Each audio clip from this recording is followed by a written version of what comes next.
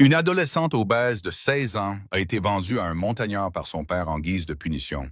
C'est ce que la ville a dit alors que le chariot disparaissait dans les collines. Il pensait qu'elle était partie pour de bon, rejetée, abandonnée comme un outil cassé. Mais là-haut dans ces montagnes, derrière une porte verrouillée et un feu qui ne s'éteint jamais, quelque chose a moins de teint. L'homme qui l'a emmenée n'est pas ce qu'il semble être. Et la fille qu'ils ont tous abandonnée, elle est sur le point de découvrir une vérité à laquelle personne n'est prêt. Lorsque le passé frappe à la porte et que la vallée devient froide, une question demeure. Qui a été sauvé ce jour-là? Et qui a été jugé trop tôt? Chaque fois que je vois vos commentaires, je me rappelle à quel point les histoires nous relient au-delà des distances, des origines et des cœurs. Si des valeurs comme le respect, le courage et la compassion vous guident encore, alors vous faites également partie de cette histoire. Le soleil printanier battait sans pitié sur les rues poussiéreuses de Whetstone, tandis que la voix incolore de Jed Boone traversait l'air du matin.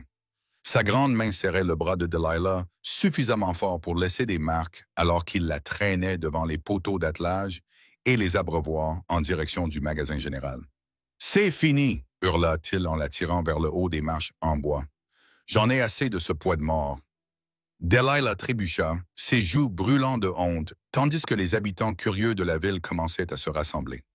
Sa robe marron unie était froissée à cause des brutalités de son père, et des mèches de cheveux noirs s'étaient détachées de sa tresse soignée. Elle gardait les yeux fixés sur les planches patinées sous ses pieds, essayant de se faire aussi petite que possible, malgré sa taille. « Écoutez-moi maintenant, » annonça Jed à la foule grandissante. « J'offre cette fille, ma propre chair et mon propre sang, en échange d'un bon fusil de chasse et de 3 sacs de farine. » Sa voix était empreinte de dégoût. Elle est assez forte pour travailler si quelqu'un est prêt à la sortir de ses habitudes inutiles. Trop doux pour la vie de ranch, trop têtu pour changer. Le silence du matin s'étendait, douloureux et épais. Delilah pouvait entendre sa propre respiration rapide, sentir les escaliers curieux et pitoyables des habitants de la ville qu'elle connaissait depuis toujours. La cloche du propriétaire du magasin général tinta lorsque quelqu'un sortit sur le porche, mais elle n'osa pas lever les yeux. Elle a 16 ans maintenant, et j'en ai fini d'essayer de la rendre plus forte, continua Jed en lui secouant à nouveau le bras. Il est temps qu'elle apprenne ce qu'est la vraie souffrance. Des pas de bottes craquaient sur les planches de bois. Une ombre tomba sur le visage baissé de Delilah. « Je vais faire cet échange. » La voix était calme mais ferme comme le granit d'une montagne. La tête de Delilah se releva malgré elle. Elle reconnut la grande silhouette de Gideon Maddox, l'homme solitaire des montagnes qui ne venait en ville que quelques fois par an pour s'approvisionner. Sa barbe était percée de gris, ses vêtements robustes mais usés. De profondes rides se dessinaient autour de ses yeux, qui ne reflétaient ni la cruauté ni la gentillesse lorsqu'il l'évaluait. « Bon, maintenant, » dit Jed d'un ton surpris, « je ne pensais pas que tu serais intéressé, Maddox. Tu es sûr de toi? » J'ai dit que je ferais l'échange. La voix de Maddox resta posée. Mon fusil est en bon état. J'ajouterai la fleur aussi. Il fit un geste vers son chariot au bas des marches. Jed desserra enfin son étreinte. Terminé, dit-il en poussant légèrement Delilah vers Maddox. C'est elle ton problème maintenant. La transaction fut conclue avec une efficacité redoutable. Delilah resta figée tandis que Maddox récupérait le fusil et les munitions, puis chargeait 3 lourds sacs de farine de son chariot sur le porche du magasin. Son père examina l'arme avec plus d'attention qu'il ne lui en avait jamais montré, testant le mécanisme et ajustant le canon. « Commerce équitable » déclara-t-il finalement. Puis il cracha dans la poussière aux pieds de Delilah. « Tu apprendras la vraie souffrance là-haut, dans ces montagnes, ma fille. Je pourrais enfin faire quelque chose de toi. » Sans un mot ni un regard en arrière, il s'éloigna, son fusil dans les bras. Delilah le regarda partir, tout son corps tremblant malgré l'air chaud du printemps. La foule commença à se disperser, même si elle entendait leurs murmures derrière eux. « Viens alors, » dit Maddox doucement. Il ne la toucha pas, se contentant de faire un geste vers son chariot. Longue route à venir. Delilah le suivit en bas des marches, les jambes tremblantes. Le chariot était chargé de provisions, d'outils, de sacs de nourriture, de barils de kérosène. Maddox l'aida à monter sur le siège en bois, puis fouilla dans un sac et en sortit une couverture de laine grossière et une demi-miche de pain. Tu risques d'avoir froid, dit-il en lui offrant les deux. Mange si tu as faim. Elle les prit machinalement, les serrant contre sa poitrine comme des boucliers. Le pain sentait bon le frais, mais son estomac était trop noué pour même penser à manger. Maddox grimpa à côté d'elle et prit le pain. D'un léger claquement de doigts, les chevaux s'élancèrent. Les roues du chariot grondèrent sur la rue défoncée tandis qu'ils laissaient Whetstone derrière eux. Delilah gardait les yeux fixés sur le sentier devant elle, n'osant se retourner vers la seule maison qu'elle ait jamais connue. La couverture inutilisée reposait sur ses genoux malgré la fraîcheur de l'après-midi. Son esprit tourbillonnait de questions qu'elle était trop effrayée pour exprimer. Les montagnes se dressaient devant elle, leurs sommets enneigés se détachant sur le ciel printanier. Quelque part là-haut se trouvait le sort que Maddox lui réservait. Les derniers mots de son père résonnèrent dans sa tête. Une véritable souffrance.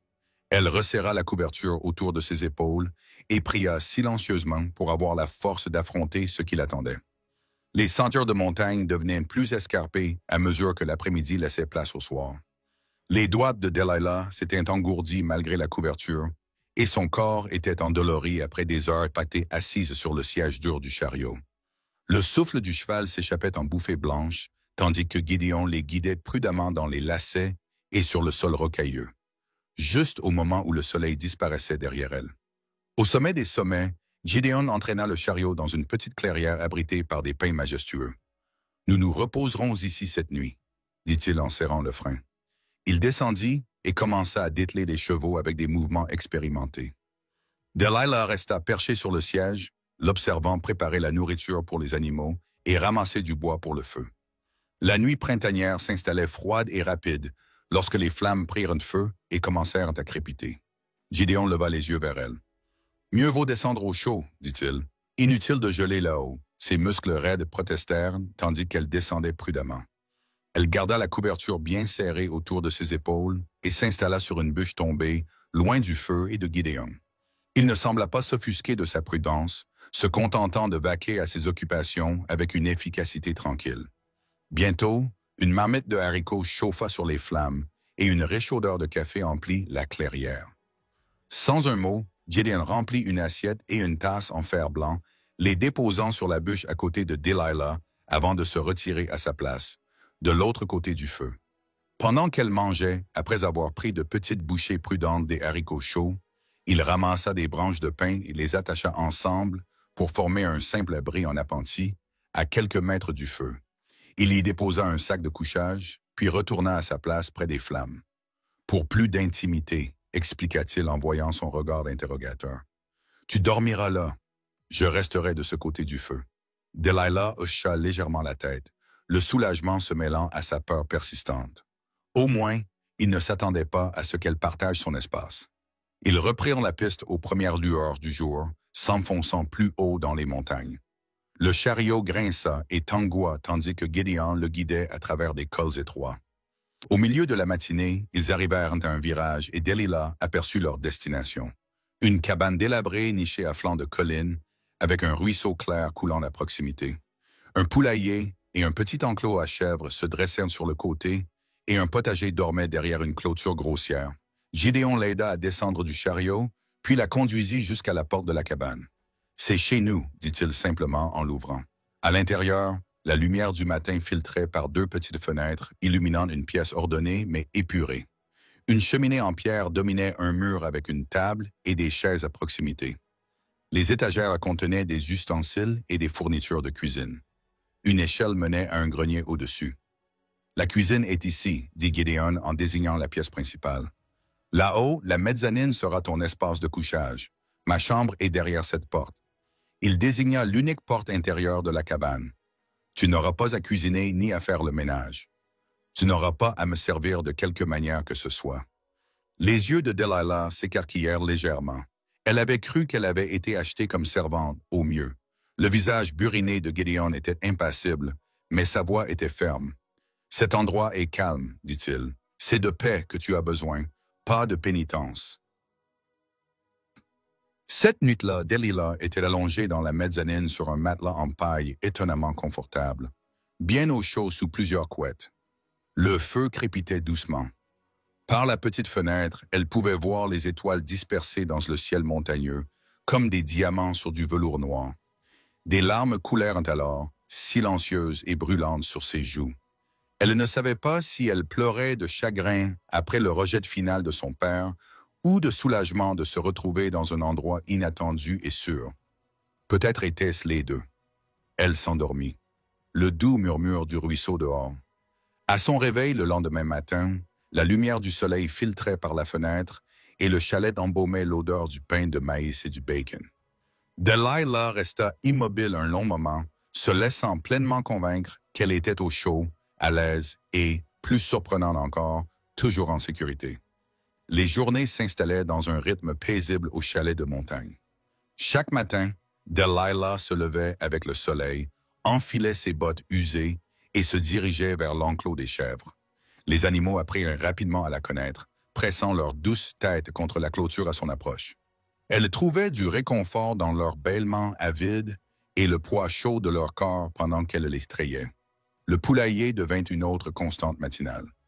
Delilah découvrit qu'elle aimait ramasser les œufs, cherchant soigneusement sous ses corps chauds et emplumés ses trésors bruns et lisses. Parfois, elle s'arrêtait pour observer les poules gratter et picorer dans leur cour, leurs mouvements déterminés et calmes. Dans le jardin, le printemps réveillait la terre. Gédéon lui montra comment retourner la terre à la bêche, brisant ainsi la terre durcie par l'hiver. Ses muscles furent douloureux au début, mais ils se renforcèrent de jour en jour. Lorsqu'elle réussit à planter sa première rangée de pois, enfonçant chaque graine dans la terre sombre de ses doigts prudents, elle surprit Gédéon hochant la tête d'un air approbateur de l'autre côté de la cour. L'air de la montagne était différent de celui du village de bétail poussiéreux en contrebas. Ici, la brise portait le parfum du pain et de la sauge sauvage. Même la lumière du soleil semblait plus pure, filtrante à travers les arbres sans de doux rayons. Delilah se surprit à respirer plus profondément, ses épaules relâchant peu à peu leur emprise. Un après-midi, alors qu'elle balayait le parquet de son grenier, le balai de Delilah s'accrocha à quelque chose sous une vieille couverture de laine plaquée contre le mur. S'agenouillant, elle retira la couverture pour révéler un coffre en bois sombre, dont les ferrures en laiton avaient terni avec le temps. Un lourd cadenas maintenait le couvercle fermement fermé. Ses doigts parcoururent les gravures complexes du couvercle. Fleurs et vignes s'entrelaçaient en un magnifique motif. Quelque chose dans le coffre fit battre son cœur de curiosité, mais elle remit soigneusement la couverture. C'était la maison de Gédéon, et elle n'avait aucune le droit de fouiner. Ce soir-là, alors qu'ils étaient assis à leur coin tranquille habituel près du feu, Delilah rassembla son courage.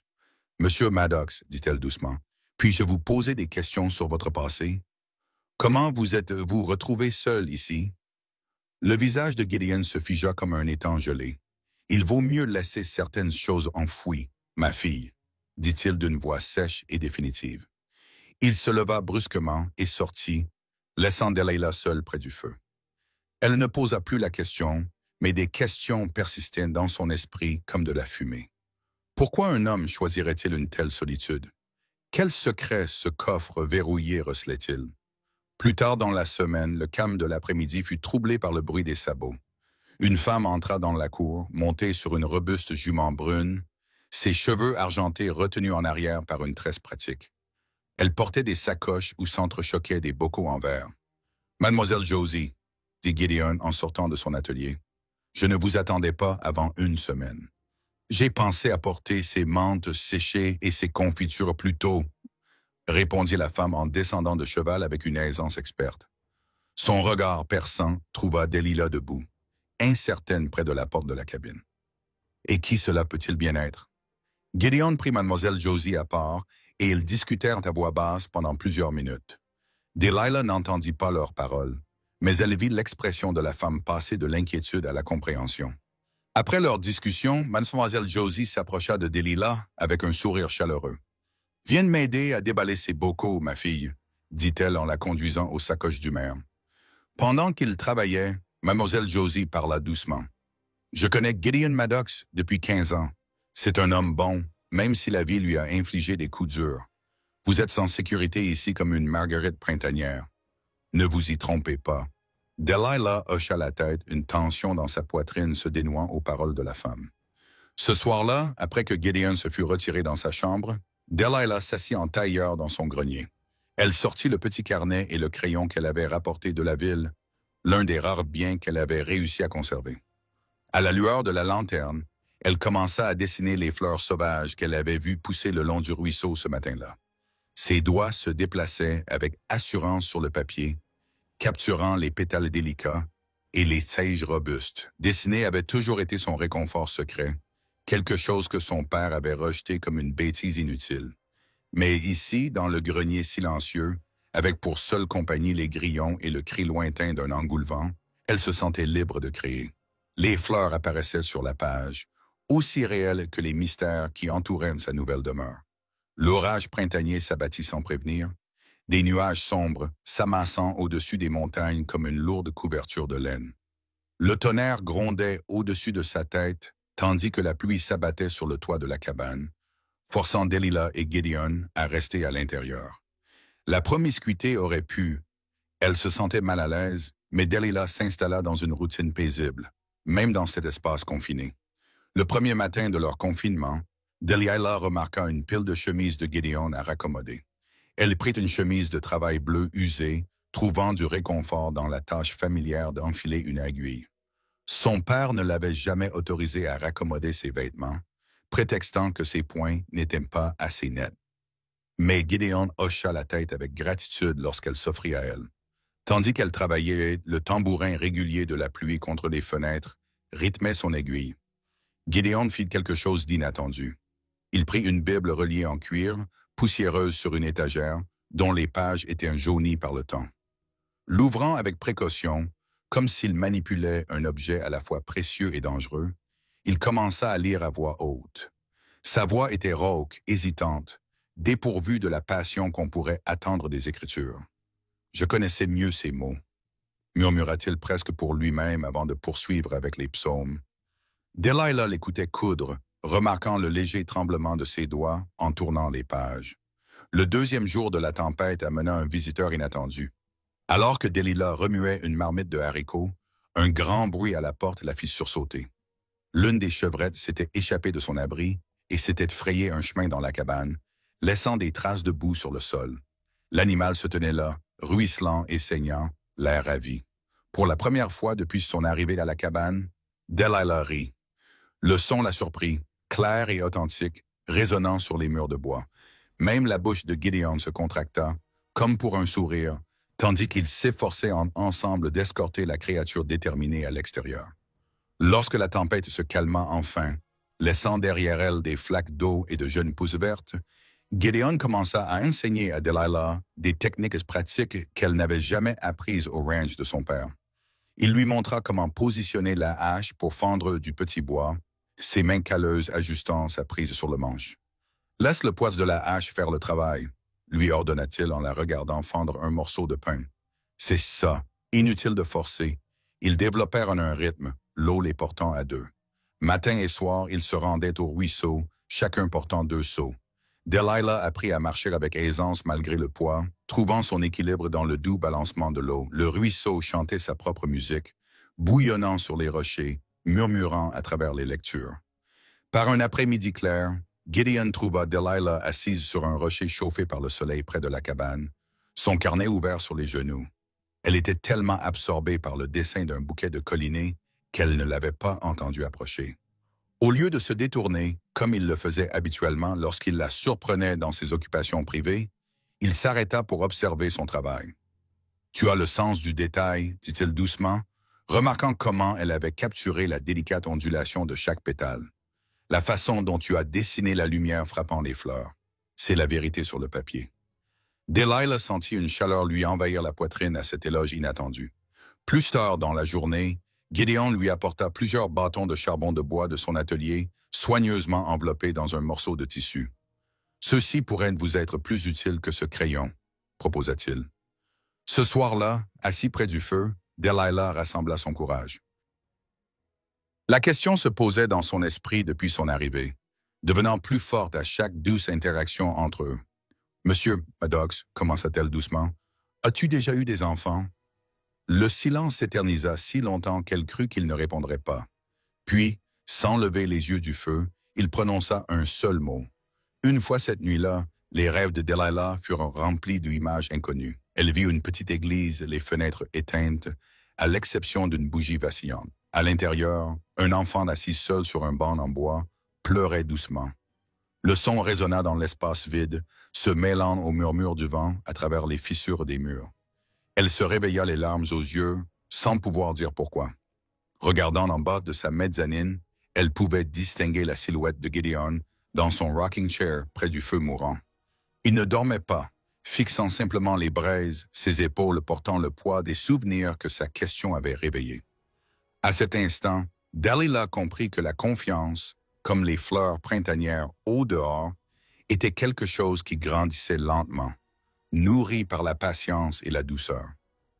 3 semaines passèrent comme l'eau qui coule dans un torrent de montagne régulière et claire. Chaque matin, Delilah se réveillait plus tôt, ses muscles ne réagissant plus aux corvées quotidiennes. Elle s'éloignait chaque jour davantage de la cabane, d'abord pour ramasser du petit bois, puis pour explorer les prairies de fleurs sauvages qui parsemaient le flanc de la montagne. Ses jambes se renforçaient à chaque aventure, et sa respiration s'améliorait dans les montées. Par un après-midi chaud, alors qu'elle vérifiait la présence d'œufs dans le poulailler, un vacarme attira son attention. Près d'un angle du bâtiment, empêtré dans un fouillis de vieilles ficelles, gisait une buse à queue rousse. Son aile se tordait à un angle étrange, et ses yeux féroces la fixaient avec un mélange de peur et de défi. Le cœur de Delilah se serra à cette vue. Lentement, elle retira son châle et s'approcha de l'oiseau blessé. « Doucement », murmura-t-elle, comme elle avait entendu Gideon parler aux animaux effrayés. La buse ne fit aucun bruit tandis qu'elle enroulait soigneusement son châle autour de son corps, consciente de son bec et de ses serres acérées. L'oiseau pesait moins qu'elle. « Monsieur Maddox », cria-t-elle en essayant de garder une voix ferme. « J'ai besoin d'aide. » Gideon sortit de son atelier, de la sueur recouvrant sa manche. Ses yeux s'écarquillèrent légèrement à la vue du faucon dans les bras de Delilah, mais il n'hésita pas. « Apportez-le à la table, » dit-il, se déplaçant déjà pour rassembler des fournitures. Ensemble, ils ont travaillé pour libérer l'oiseau de la ficelle. Les mains de Gédéon étaient douces, tandis qu'il montrait à Delilah comment maintenir le faucon immobile pendant qu'il examinait l'aile blessée. « Pas cassé, » marmonna-t-il, juste terdu et un peu égratigné.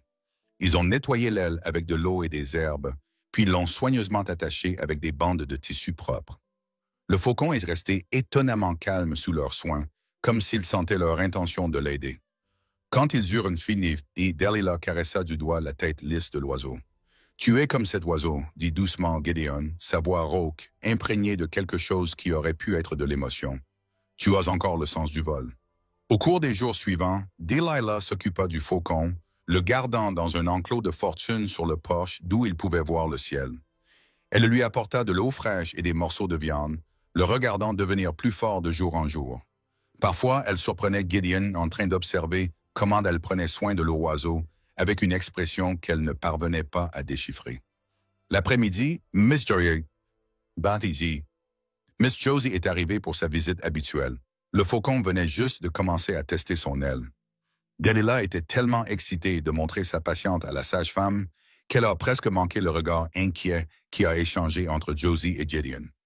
Après avoir vérifié les progrès du faucon, Josie prit Delilah à part pendant que Gideon allait s'occuper des chèvres. Le visage habituellement joyeux de la femme âgée était ridé par l'inquiétude. « Ton père a parlé en ville, » dit Josie prudemment, les mains occupées avec son panier d'herbes, répandant de vilaines rumeurs sur les raisons pour lesquelles Gideon te garde ici. Elle s'arrêta et croisa le regard de Delilah. Des choses honteuses que les gens honnêtes ne devraient pas répéter. L'estomac de Delilah se tordit. Elle pensait au respect indéfectible de Gideon, à sa distance prudente, à la façon dont il lui avait donné l'espace pour guérir et grandir. L'idée que quelqu'un puisse penser autrement la rendait malade. Lorsque Josie est partie, la cabine semblait plus lourde de mots non prononcés. Gideon toucha à peine à son souper, et le silence s'étendit entre eux comme une ombre. Finalement, alors que le feu du soir s'éteignait, il parla. « Je pense que tu devrais savoir quelque chose, » dit-il en regardant les flammes. « Il y a longtemps, avant de venir dans ces montagnes, J'étais prédicateur au Kansas. Il s'arrêta et passa une main sur son visage. Pendant la guerre, quelque chose de terrible s'est produit, quelque chose que je ne pouvais pas. Sa voix s'éteignit et il ne continua pas. Dalila attendit, mais aucun autre mot ne vint. Le feu crépitait doucement, envoyant des étincelles dans la cheminée comme de minuscules étoiles. Finalement, Gideon se leva et ajouta une autre bûche aux flammes, les laissant brûler doucement pour la nuit. Il se retira dans sa chambre sans un mot de plus, laissant Dalila seule avec ses pensées et le doux ululement d'un hibou à l'extérieur. À travers la fenêtre, elle pouvait voir le faucon dans son enclos, sa silhouette sombre se détachant sur le ciel du soir. Comme elle, il guérissait lentement, rassemblant des forces pour ce qui l'attendait.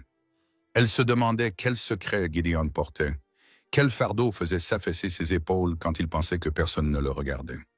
Mais elle savait, tout comme elle savait que le soleil se lèverait demain, que certaines blessures prenaient du temps à guérir et que certaines histoires nécessitaient de la patience pour se dérouler. 3 jours après l'incident du faucon, le chariot de Miss Joes remonta à nouveau le sentier de montagne. Cette fois, elle apportait des nouvelles d'un autre genre. Alors qu'ils étaient assis sur le porche en train de boire du thé à la menthe, elle se tourna vers Gideon avec un doux sourire. « L'élan courant a demandé de tes nouvelles au poste de traite, dit-elle en observant attentivement le visage de Gideon. Le rassemblement d'été commence demain soir. Il espère que tu viendras. » Les épaules de Gideon se tendirent. Il fixait sa tasse en fer blanc, comme s'il cherchait des réponses dans le liquide fumant. « Cela fait longtemps que je n'y suis pas allé, dit-il doucement. « Raison de plus pour y aller, insista Josie. Elle jeta un coup d'œil à Delilah. La fille pourrait aussi apprendre quelque chose. Les habitants de Running Elks ont toujours été gentils avec les étrangers qui viennent avec respect. Le cœur de Delilah s'accéléra à cette perspective. Elle avait vu de loin des commerçants Hudsonville, mais ne leur avait jamais parlé. Son père l'avait toujours éloigné de lui en marmonnant des mots durs dans sa barbe. Gideon resta silencieux un long moment, puis hocha lentement la tête.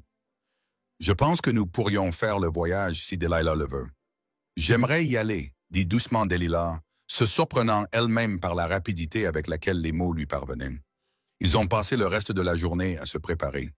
Gideon a montré à Delilah comment remplir leurs sacoches avec de la viande séchée, du pain de maïs et de petits cadeaux de tabac et de café. Il a expliqué que les invités ne venaient jamais les mains vides à de telles réunions. Le lendemain matin, ils partirent d'avant l'aube. Delilah montait la douce jument sur laquelle Gideon l'avait entraînée, tandis qu'il ouvrait la voie sur son hongre robuste.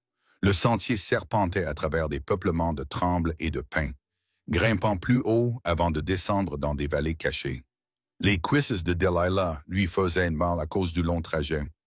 Mais elle ne se plaignait pas. Alors que le soleil commençait à se coucher, ils entendirent des battements de tambours lointains résonner à travers les arbres. Gédéon les conduisit dans une vallée abritée où des dizaines de loges se dressaient en cercle. La lumière du feu dansait entre eux et l'air était riche de l'odeur de la viande cuite et de la fumée de bois. La nervosité de Delilah revint alors qu'il descendait de cheval. Plusieurs enfants couraient en riant et en pointant du doigt les nouveaux venus. Des femmes vêtues de châles aux couleurs vives se déplaçaient entre les feux, remuant de grandes marmites suspendues au-dessus des flammes. Un homme âgé aux longues tresses argentées s'approcha d'eux, son visage se plissant en un sourire chaleureux. « Frère, dit-il en embrassant Gideon. De nombreuses lunes ont passé. Il y a trop d'élan qui courent, répondit Gideon, la voix chargée d'émotion. L'élan qui courait se tourna vers Delilah, ses yeux sombres et gentils. « Bienvenue, jeune homme. Tu es en sécurité ici. » Il fit un geste vers un groupe de femmes travaillant près d'un des feux de cuisson. « Peut-être pourriez-vous aider à préparer le repas du soir. On y entend des histoires. » Delilah regarda Gideon, qui hocha la tête de manière encourageante. Elle se dirigea vers le feu où une femme au ride de rire autour des yeux lui tendit une cuillère en bois et lui montra comment remuer le ragoût épais. Une autre femme commença à lui apprendre les noms des herbes qu'ils utilisaient, en parlant lentement pour que Delilah puisse comprendre. À mesure que la soirée avançait, de plus en plus de personnes se rassemblèrent autour des feux. Les enfants jouaient à des jeux avec des pierres peintes, leurs cris de rire se mêlant au rythme régulier des tambours. Les anciens racontaient des histoires qui faisaient rire tout le monde, même si Delilah ne comprenait pas tous les mots. Les jeunes hommes et femmes dansaient en rond, leurs pieds bougeant selon des mouvements répétés, tandis que leurs vêtements perlés captaient la lumière du feu. De sa place près du feu de cuisine, Delilah regardait Gédéon assis avec des élans qui couraient et d'autres hommes plus âgés. Bien qu'il parlait peu, sa posture était détendue et de temps en temps, il hochait la tête ou faisait des gestes pendant qu'il parlait. Personne ici ne le regardait avec peur ou suspicion. Au lieu de cela, ils l'ont traité comme un parent perdu de vue depuis longtemps et enfin rentré chez lui. La femme à côté d'elle, qui s'était présentée comme Singing Bird, remarqua l'attention de Delilah. « Ton père, dit-elle dans un anglais prudent, en faisant un signe de tête vers Gideon. Il était un bon ami de notre peuple avant la grande tristesse. » Delilah voulait lui demander ce qu'elle voulait dire, mais quelque chose dans le ton de la femme suggérait que ce n'était pas le moment. Au lieu de cela, elle s'est concentrée sur le service du ragoût dans des bols en bois, acceptant les sourires et les hochements de tête de remerciement de chaque personne qui venait manger. Alors que la lune se levait sur la vallée, projetant une lumière argentée à travers les arbres, Delilah ressentit une paix qu'elle ne savait pas possible. Ici, parmi ces gens qui accueillaient les étrangers avec une chaleur si sincère, elle commença à comprendre pourquoi Gédéon avait choisi de vivre dans les montagnes. Il y avait là une vérité, simple et profonde, qu'elle n'avait jamais trouvée en ville. L'aube se leva sur la vallée et des rubans de rose et d'or. Delilah s'est réveillée au son des femmes qui chantaient pendant qu'elle préparait le petit déjeuner. Leurs voix résonnent à travers la brume matinale. L'odeur du café et de la fumée de bois emplissait l'air. Après un petit déjeuner composé de bouillies de semoule de maïs sucré avec des baies sauvages, un élan courant fit signe à Gideon et Delilah de le rejoindre près de sa loge. Il était assis en tailleur sur une couverture tissée, ses mains usées par les intempéries préparant soigneusement une pipe à long tuyau. « Assieds-toi, dit-il en désignant la couverture. Partagez votre souffle et votre histoire avec un vieil homme. » Delilah s'installa à côté de Gideon, regardant l'œuf et l'encourir remplir le fourneau de la pipe de tabac. Les mouvements des élans étaient délibérés, presque comme une prière. Il alluma la pipe avec une brindille du feu du matin et tira profondément avant de la passer à Gédéon. La fumée porte nos paroles jusqu'au Créateur. Running Elk expliquait à Delilah. Cela ouvre la voie à la vérité. Il étudia son visage pendant un long moment. Je vois quelque chose en toi, jeune homme, comme des braises attendant le vent. Gideon prit son tour avec la pipe, puis la passa à l'élan qui courait. Le vieil homme hocha la tête pensivement. Ton esprit, continua Running Elk. Cela me rappelle les petits feux que nous entretenons pendant l'hiver, pas encore allumés, mais qui gardent leur chaleur et attendent. Il prononça une série de paroles musicales et inuites, puis traduisit. Petit feu qui attend, c'est ton nom parmi nous. Delilah sentit les larmes lui piquer les yeux. Personne ne lui avait jamais donné un nom qui avait une telle signification, une telle promesse. L'élan qui courait se tourna vers Gédéon. Frère, la fille devrait savoir. La vérité que vous portez est lourde, mais la partager rend le fardeau plus léger. Le visage de Gédéon se crispa de douleur. Il regarda au loin. Ses mains étaient fermement jointes sur ses genoux. Quand il parla enfin, sa voix était rauque d'émotion. Il avait une femme autrefois, commença-t-il. Sarah l'étoile qui marche, je l'ai rencontrée alors que je prêchais encore dans le territoire du Kansas. Il s'arrêta prenant une inspiration tremblante. Elle était belle, intelligente. Elle m'a appris plus sur l'amour de Dieu que n'importe quel séminaire ne l'a jamais fait. Delilah resta assise, immobile, osant à peine respirer. Gédéon n'avait jamais parlé aussi ouvertement auparavant. Nous avons eu un fils, a-t-il poursuivi. Joseph, les yeux de sa maman, mon menton têtu. Un fantôme de sourire traversa son visage. Pendant la guerre, les choses ont empiré.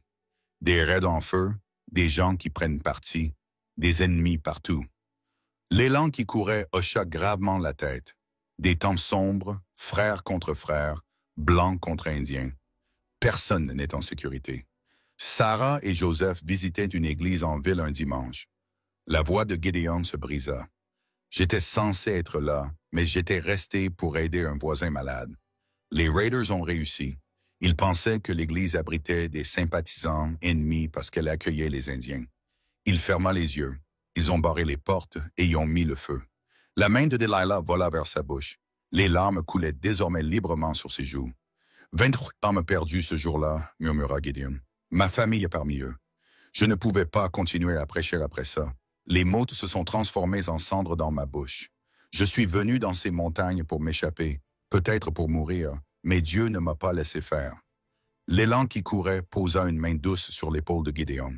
Le Créateur nous donne le chagrin pour nous enseigner la compassion. Tu as bien appris, frère. Ils restèrent assis en silence tandis que le soleil du matin montait plus haut autour d'eux. Le camp a continué son rythme quotidien. Des enfants jouent, des femmes travaillent, des hommes s'occupent des chevaux. La vie continue comme elle l'a toujours fait. Ce soir-là, après que les feux se soient éteints et que la majeure partie du camp dormait, Delilah s'agenouilla à côté de son sac de couchage. Les étoiles semblaient plus proches ici dans la vallée, leur lumière plus intense. Elle a joint les mains et pour la première fois depuis qu'elle avait quitté la maison, elle a commencé à prier à voix haute. « Cher Seigneur, murmura-t-elle, la voix tremblante, merci de m'avoir amené ici, de m'avoir montré que l'amour peut grandir dans des endroits brisés. » Elle pensait à la perte de Gideon, à sa gentillesse silencieuse malgré une telle douleur. « S'il vous plaît, aidez-moi à être digne du nom qui m'a été donné aujourd'hui. Aide-moi à apprendre à briller sans avoir peur de ma propre lumière. » Non loin de là, elle entendit Gideon bouger dans son sommeil, marmonnant quelque chose qui ressemblait à « Amen ». Le voyage de retour après le rassemblement en hâte a pris plus de temps que leur trajet allait. La chaleur estivale pesait comme une lourde couverture, obligeant les chevaux et les cavaliers à se déplacer plus lentement sur les sentiers de montagne. L'esprit de Delilah revint aux histoires partagées autour du feu, à la sagesse des élans qui couraient et à la douloureuse vérité de Gédéon. En fin d'après-midi, la vue familière de la cabane est apparue à travers les arbres. Mais quelque chose était différent. Gédéon le remarqua d'abord et arrêta brusquement son cheval. Là, cloué au poteau du porche, un morceau de papier flottait dans la brise chaude.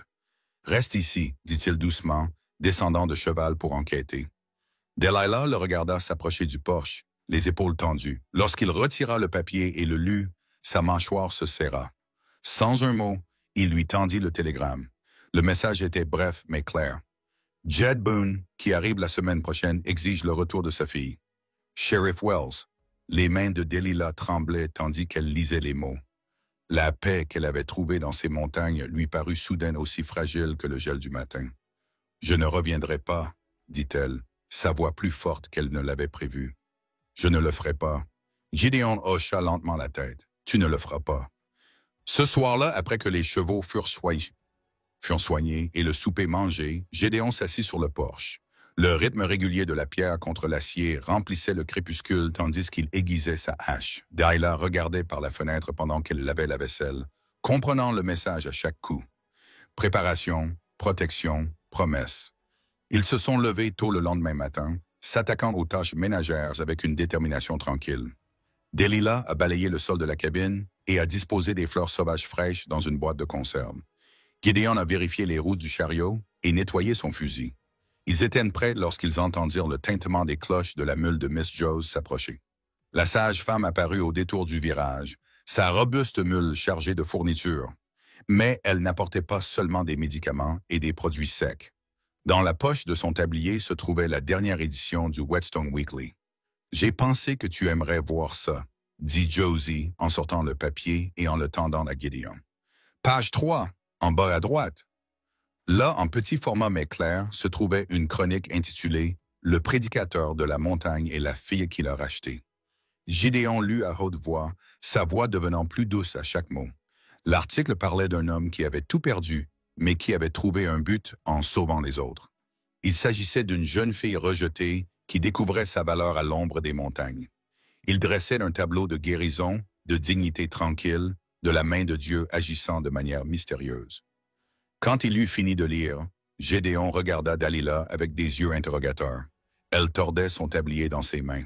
« Je l'ai écrit, a-t-elle admis, sous le nom de Mary Grace. Je l'ai envoyé lors de la dernière visite de Josie. » Il fallait que les gens sachent la vérité avant l'arrivée de P.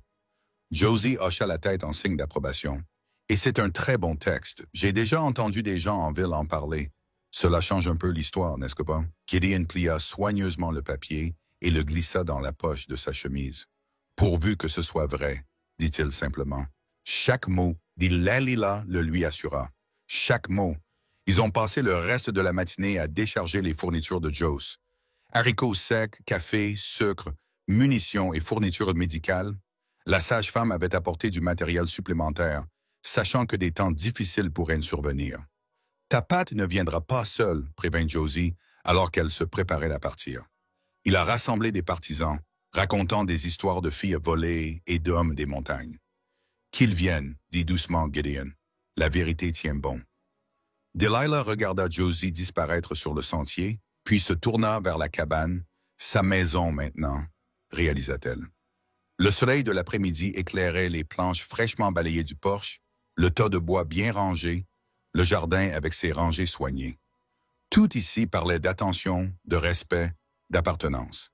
Elle sortit son papier à dessin et son fusain et les posa sur les marches du porche. Pendant que Gideon travaillait dans la grange, elle dessinait la scène devant elle.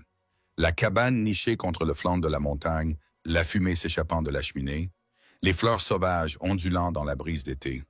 Au bas de la page, elle a écrit en lettres soignées « La maison est là où commence la guérison ». Le son de la hache de Gédéon résonna derrière la cabane, régulier, fort et sûr. Le soleil du matin touchait à peine les sommets des montagnes lorsque des nuages de poussière s'élevaient sur le sentier.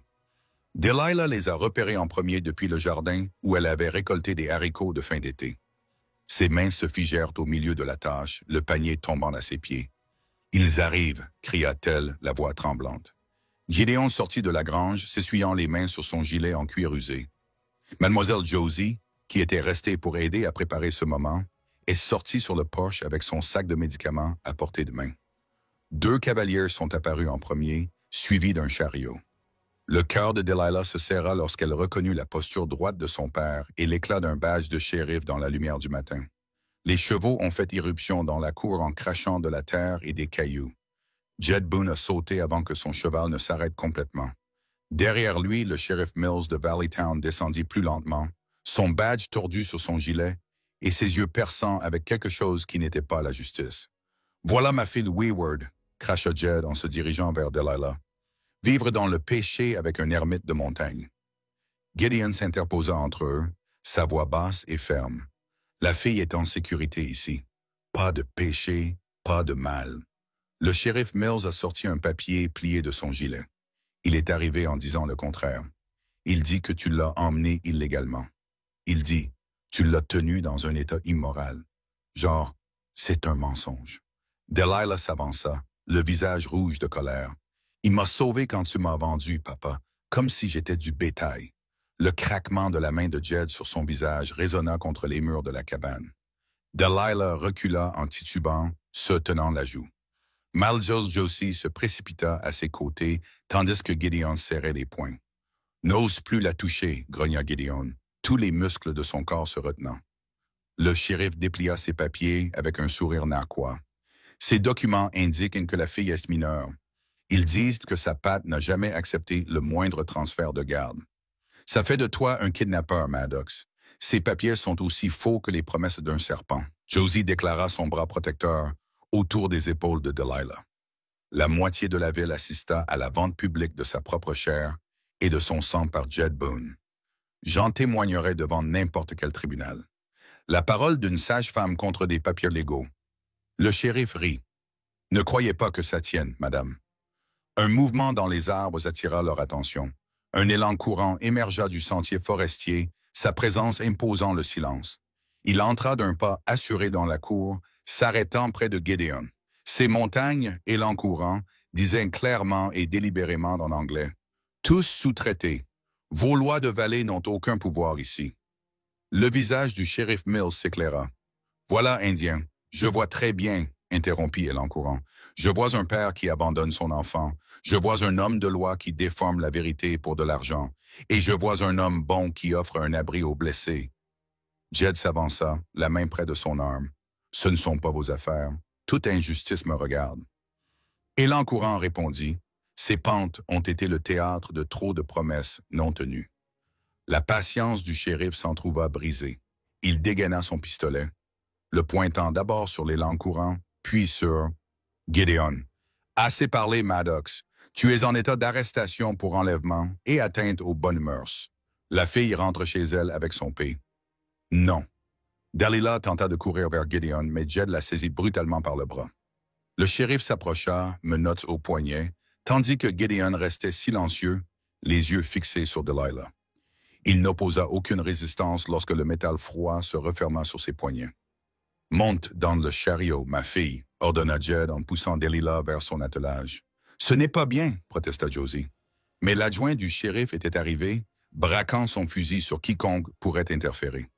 Les larmes de Delilah coulaient à flot, tandis qu'on la forçait à s'asseoir sur le siège dur du chariot. Impuissante, elle regarda le shérif conduire Gideon à son propre cheval, attachant les rênes à la corne de sa selle. « La vérité finira par éclater », lui cria Gideon d'une voix forte malgré ses liens. « Sois forte, ma fille. » Running Elk leva la main en guise d'adieu. « Nous n'oublierons pas, promit-il, tandis que Josie hochait fermement la tête, à côté de lui.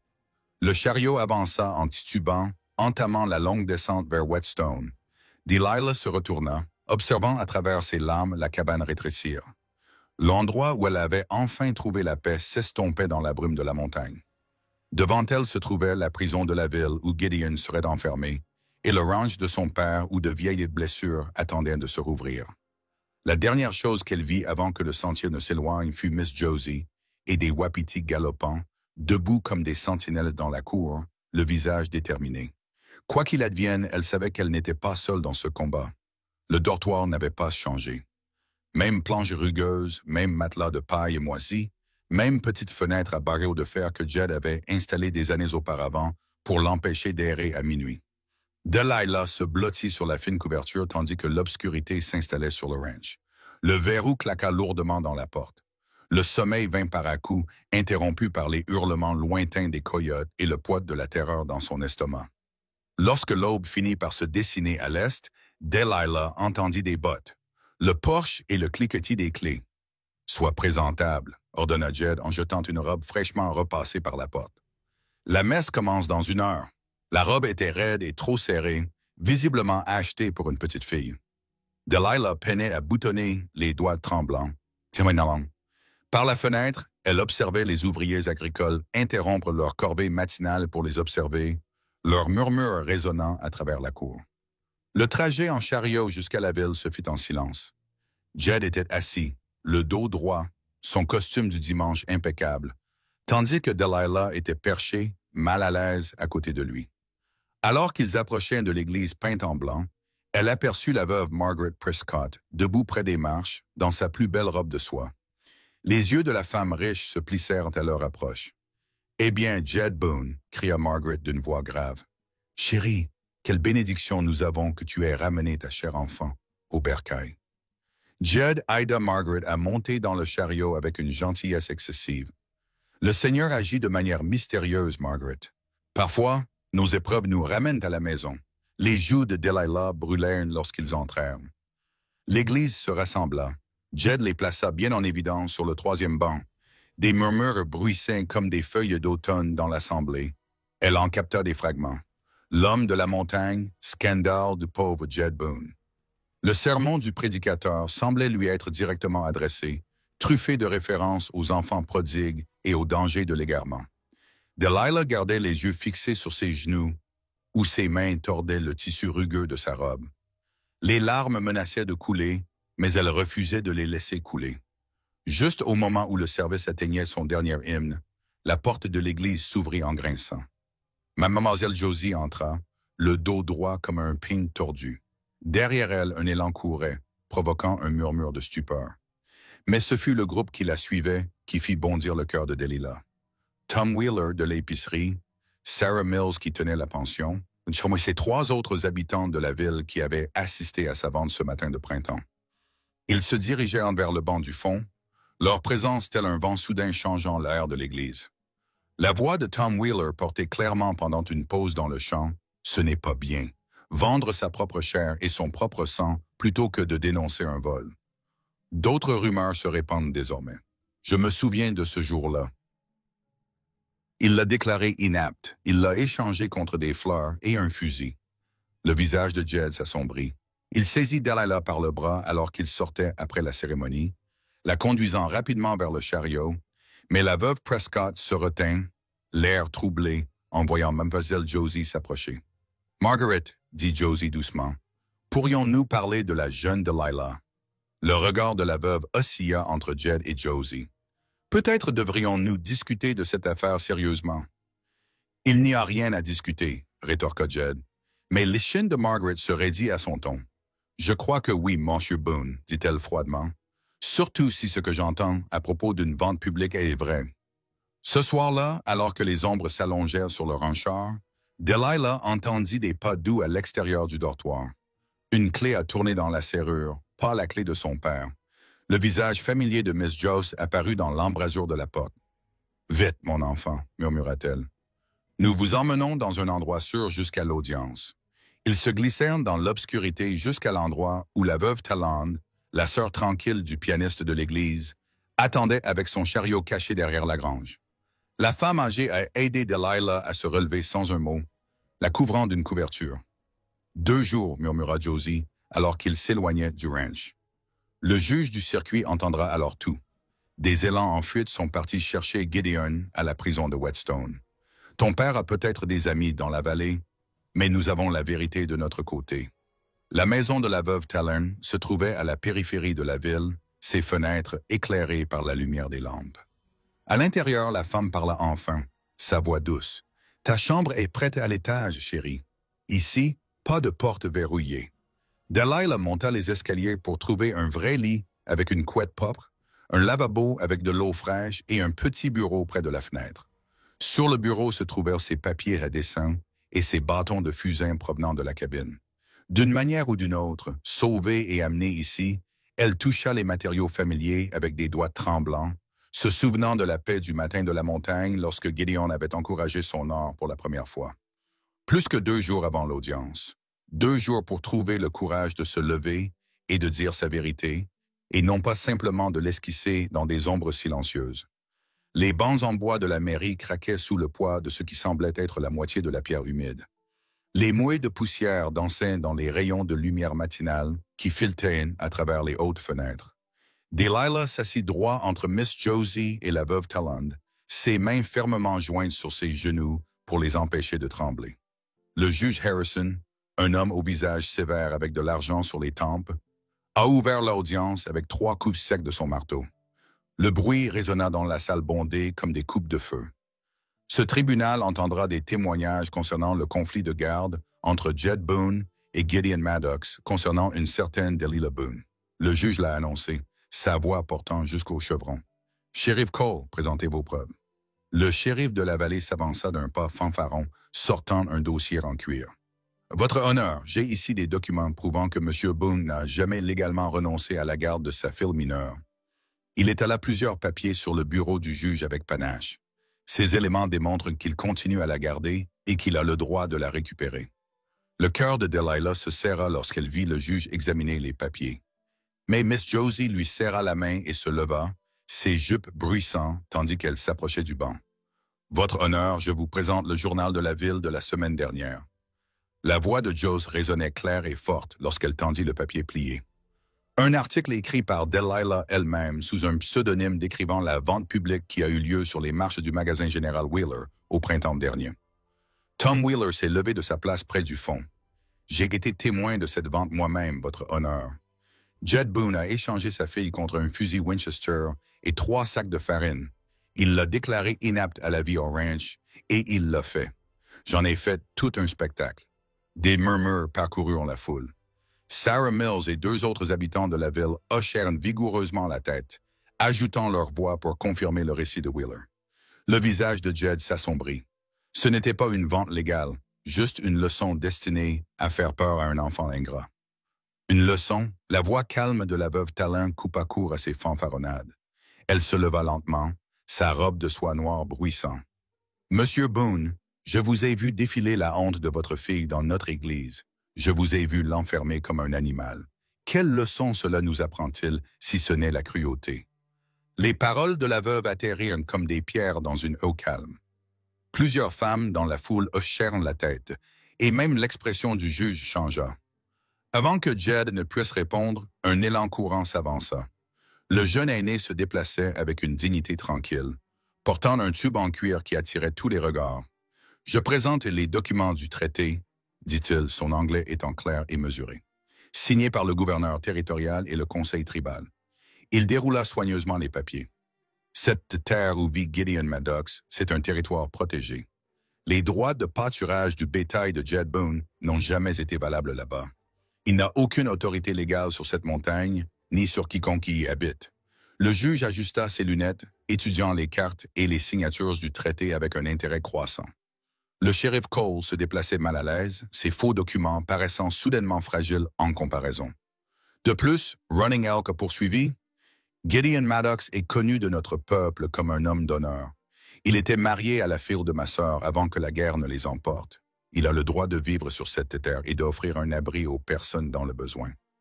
Delilah n'était pas au courant du lien familial entre Running Elk et la femme de Gideon. Son cœur se serra lorsqu'elle vit le montagnard stoïque baisser la tête aux paroles de l'aîné. Le juge s'est éclairci la gorge.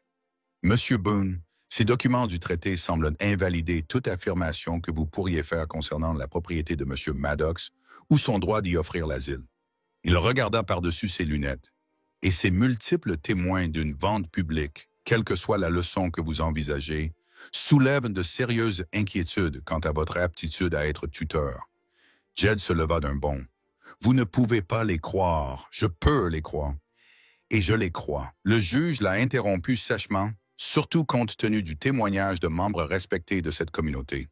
Il fit un signe de tête en direction de la veuve Talland et de Mademoiselle Josie. Les preuves de vos abus publics envers votre fille sont convaincantes. La salle retenait son souffle, tandis que le juge Harrison mélangeait les papiers devant lui. Delilah sentit le poids de tous les regards sur elle. Mais pour la première fois, ses escaliers exprimaient de la sympathie plutôt que du jugement. Ce tribunal estime que Jed Boone a renoncé à ses droits parentaux par le biais d'une vente publique et d'un abandon ultérieur, a déclaré le juge. De plus, ses droits de pâturage sont invalides. Il n'a pas qualité pour contester les modalités de garde de M. Maddox. Il regarda directement Delilah. « Jeune femme, vous êtes libre de choisir votre propre chemin à suivre. » Le marteau tomba définitivement. Jed sortit en trombe de la salle, ne laissant que l'écho de ses bottes et les murmures de la foule. Delilah resta assise, immobile, les larmes coulant silencieusement sur ses joues, tandis que Miss Josie l'enveloppait dans une étreinte féroce. Le soleil de l'après-midi projetait de longues ombres sur la rue principale de Whetstone, alors que le juge Harrison rendait sa décision finale depuis les marches du palais de justice. Une foule s'était rassemblée, leur visage solennel alors qu'ils regardaient Jed Boone recevoir sa sentence. « Pour mise en danger de l'ordre public et faux témoignage, » a déclaré le juge, sa voix portant à travers la rue poussiéreuse. « Vous êtes condamné à une amende de 500 $ et sommé de quitter Whetstone avant le coucher du soleil demain. » Il s'est tourné vers le shérif Cole, qui se tenait là, son badge déjà détaché, et vous, monsieur, êtes suspendu de vos fonctions dans l'attente d'une enquête approfondie pour abus de pouvoir et falsification de documents. Le visage du shérif s'éclaira, alors qu'il s'éloignait du palais de justice. Des murmures se sont répandus dans la foule, tandis que les deux hommes s'éloignaient dans des directions différentes, ne laissant que le bruit des talons de bottes sur des planches de bois.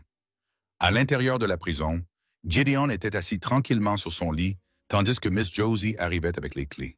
« Il est temps de rentrer à la maison, » dit-elle doucement, en ouvrant sa cellule. L'homme de la montagne se leva lentement, redressant sa veste usée avec dignité. « Je vous remercie beaucoup, » dit-il simplement, mais ses yeux exprimaient une gratitude plus profonde. La lumière de la fin d'après-midi peignait les murs blancs de l'église en doré, tandis que Gideon descendait la rue. Ses pas étaient mesurés et sans hâte, bien que son cœur s'accéléra lorsqu'il vit Delilah l'attendre sur les marches de l'église. Elle se tenait aux côtés de Miss Josie, qui s'était précipitée pour la rejoindre, les visages des deux femmes rayonnant de soulagement. Gédéon s'arrêta sur la marche la plus basse et tendit sa main ridée, offrant à Delilah le choix de la prendre ou non. Mais elle n'a pas hésité. Au lieu d'accepter sa main, elle descendit les marches et enroula ses bras autour de sa taille, pressant son visage contre sa poitrine. « Tu es le seul père que je veux, » murmura-t-elle. Sa voix s'étouffa contre sa veste.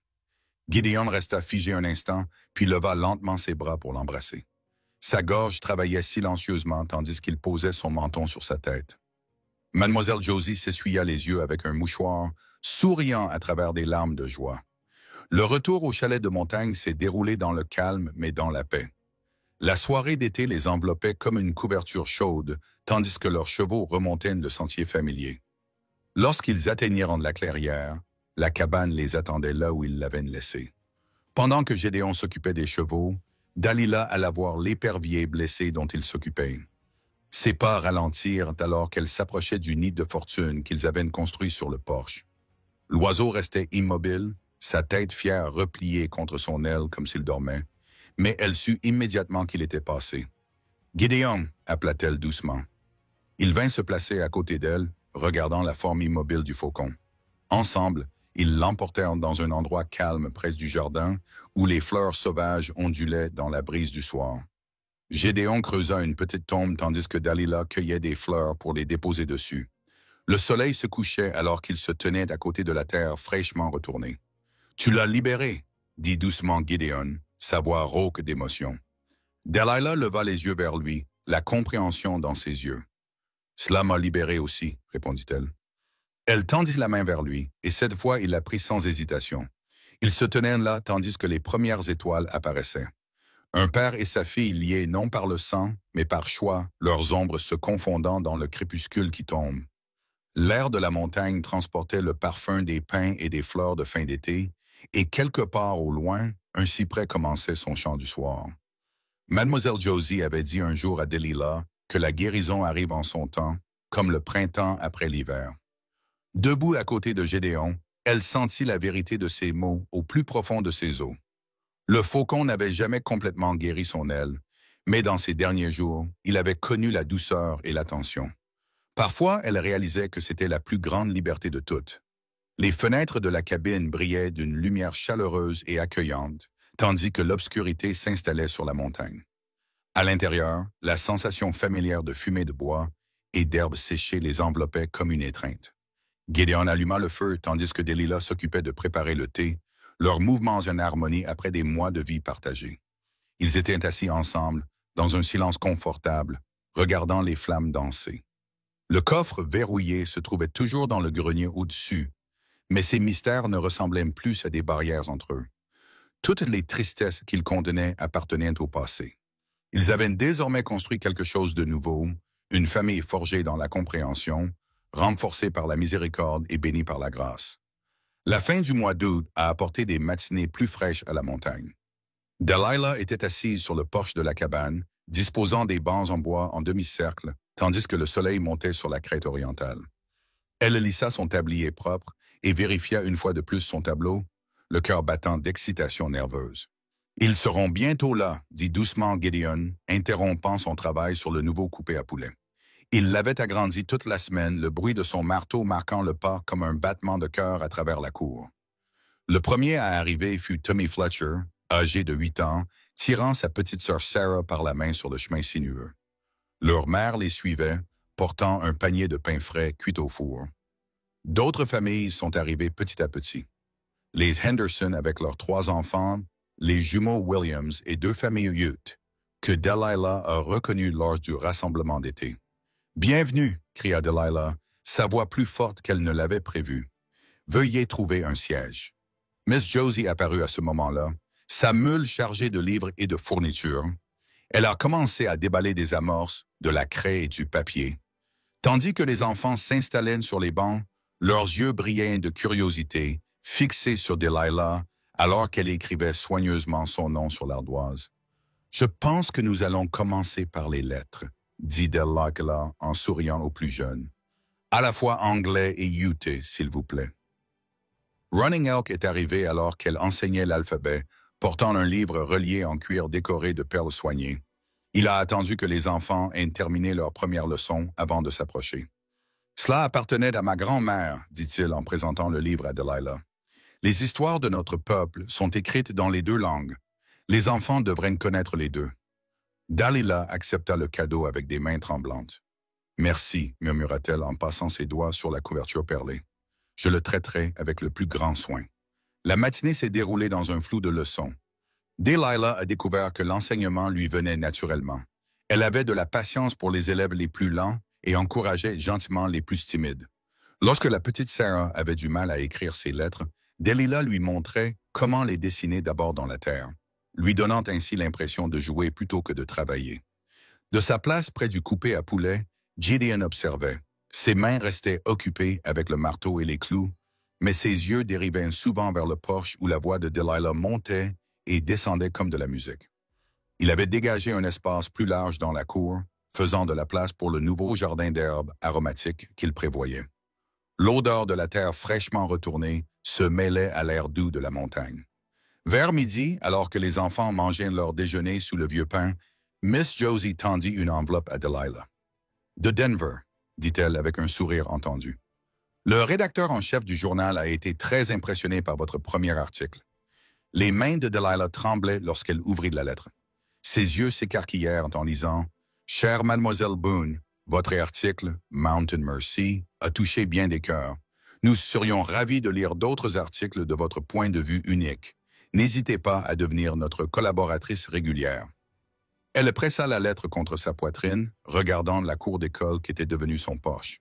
Sarah partageait son biscuit avec Standing Cloud, une fille de son âge. Tommy Fletcher apprenait au fils de John Running Elk à siffler à travers un brin d'herbe. Les barrières entre leurs mondes semblaient se dissoudre dans la simple joie de l'amitié d'enfance. Ce soir-là, après que les familles soient rentrées chez elles, Delilah s'assit à table avec son fusain et son papier. Ses croquis coulaient désormais librement, n'étant plus cachés, plus hantés. Elle a dessiné les visages des enfants, capturé la façon dont la lumière du soleil jouait sur les cheveux de Standing Cloud, esquissé le sourire béant de Tommy. Gideon est revenu après avoir fini de laver le poulet coupé au lavabo. La cabane sentait la fumée de pain et le pain frais, les herbes séchant dans les chevrons et le bouquet de fleurs sauvages que Sarah avait cueilli pour son professeur. « Tu penses avoir trouvé ta vocation ?» dit-il doucement, en regardant les dessins par-dessus son épaule. Delilah hocha la tête, ajoutant un dernier détail au sourire de Standing Cloud. « Les enfants ne voient pas de différence, a-t-elle déclaré. Ils voient juste des amis. »« C'est parce qu'ils n'ont pas encore appris la haine, » répondit Gideon. « Peut-être que votre enseignement contribuera à ce que cela reste ainsi. » Des rires lui sont venus à l'esprit à la mémoire de cette journée. Le son des enfants qui jouent, apprennent, grandissent ensemble. Cela résonnait dans les espaces chaleureux de la cabine, remplissant les coins où les ombres se cachaient autrefois. Elle regarda son père, car c'était vraiment ce qu'il était maintenant, et vit dans ses yeux une paix qui correspondait au sien. La leçon du lendemain matin apporterait de nouvelles histoires, de nouveaux mots, de nouvelles connexions entre deux mondes. Mais pour l'instant, Delilah restait simplement assise dans le calme du soir, dessinant l'avenir qu'elle pouvait déjà voir se dérouler, un sourire d'enfant à la fois. La première neige de leur hiver tombait en spirale paresseuse à l'extérieur des fenêtres de la cabine. Delilah était assise dans sa chaise préférée, celle que Gideon avait fabriquée pour elle à partir d'Aspen Wood, avec un journal relié en cuir ouvert sur ses genoux. La lumière de la lampe projetait une lueur chaleureuse sur les pages tandis qu'elle lisait à haute voix, sa voix ferme et claire dans l'air paisible du soir. La montagne enseigne la patience et elle a lu sa dernière histoire. Il nous montre comment attendre à travers les tempêtes, comment se plier sans se briser, comment devenir fort dans un sol rocailleux. Comme les trembles qui partagent leurs racines sous terre, nous apprenons qu'aucune âme n'est vraiment seule. Gideon était assis dans son propre fauteuil près du feu crépitant, ses mains ridées jointes sur ses genoux. Les flammes peignaient des ombres sur son visage, mais ses yeux étaient doux tandis qu'il écoutait. Il avait enlevé ses bottes plus tôt, et ses pieds chaussés de chaussettes s'étiraient vers la chaleur du foyer. Un cheval en bois à moitié fini reposait sur la table à côté de lui, un cadeau de Noël en cours de réalisation pour la petite Sarah Fletcher. Delilah a tourné une autre page, continuant à partager les mots qu'elle avait rédigés au cours des derniers mois. Son écriture s'était renforcée, tout comme elle. Le journal de Denver publiait désormais régulièrement ses histoires, des récits de vie en montagne et de guérison qui allaient bien au-delà de leur vallée tranquille. Nous mesurons le temps différemment ici, était-il lu, non pas par les horloges des villes ou les cloches des églises, mais par le rythme des saisons, l'arche du soleil, le chant du soir des grives. Assez de temps pour que les blessures se cicatrisent, pour que la confiance grandisse, pour que l'amour trouve son propre chemin vers la maison. La neige tombait plus épaisse maintenant, saupoudrant les rebords des fenêtres de blanc. Dans le coin, des herbes séchées étaient suspendues en paquets soignés, certaines pour la guérison, d'autres pour la cuisine, toutes cueillies et conservées par 4 mains soigneuses travaillant ensemble. La cabane sentait le pain chaud au pain et le café que Gideon avait préparé après le souper. Lorsque Delilah eut terminé la dernière page, elle leva les yeux et trouva Gideon qui la regardait avec une fierté silencieuse. « C'est bien, dit-il simplement, en désignant le journal d'un signe de tête. C'est honnête. » Ces mots venant de lui signifiaient tout. L'honnêteté avait construit cette maison entre eux, brique par brique, vérité par vérité, jusqu'à ce que l'abri devienne un sanctuaire. Delilah ferma le journal et se tourna pour regarder la neige à travers la fenêtre. Les flocons blancs dansaient dans l'obscurité, chacun captant la lumière de la lampe pendant un bref instant brillant. « Nous y sommes parvenus », murmura-t-elle plus pour elle-même que pour Gideon. Mais il entendit, comme il le faisait toujours. Dehors, à travers la vitre, elle pouvait voir le perchoir en bois vide où il s'occupait du faucon blessé pendant l'été. Il se balançait doucement dans le vent d'hiver, rappel d'une autre âme qui avait trouvé la guérison ici. Le faucon lui avait appris la patience, le courage de faire confiance, à savoir quand s'accrocher et quand lâcher prise. Le feu a éclaté et s'est calmé, provoquant une pluie d'étincelles. Delilah prit son nouveau journal, celui dans lequel elle écrivait chaque soir avant de se coucher. Les pages contenaient ses pensées privées, ses prières, ses moments de doute et de triomphe. Elle trempa sa plume dans l'encre et commença à écrire, les mots coulant désormais facilement. Elle a écrit sur les enfants qui venaient de prendre, sur les visites hebdomadaires de Miss Joss, sur les histoires d'élan qui couraient et sur la sagesse. Elle a écrit que Gédéon lui avait appris à fendre du bois, à lire le temps dans les nuages, à trouver la paix dans le silence. Elle a écrit sur la façon dont il lui avait donné l'espace pour grandir, pour choisir, pour devenir elle-même. Finalement, elle écrivit la vérité qui avait pris racine dans son cœur comme un tremble, faisant pousser de nouvelles pousses. Il ne m'a pas acheté, il m'a ramené à la maison.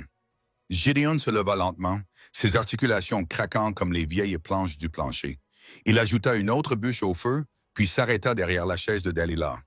Sa main reposait légèrement sur son épaule, un geste qui l'aurait terrifié il y a des mois, mais qui lui semblait maintenant aussi naturel que de respirer.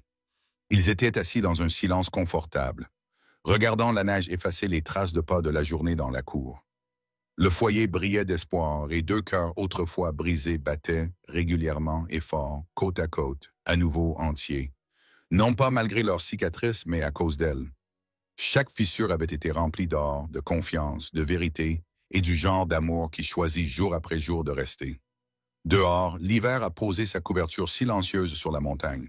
À l'intérieur, père et fille partageaient la paix qu'ils avaient construite ensemble. Mot par mot, jour après jour, jusqu'à ce que la maison signifie plus que des murs et un toit. Cela signifiait enfin appartenir l'un à l'autre. Merci de votre écoute. Les histoires nous connectent de la manière la plus inattendue. Si vous avez ressenti cette étincelle aujourd'hui, assurez-vous d'être abonné. J'en partage un nouveau chaque jour et le prochain pourrait changer votre journée.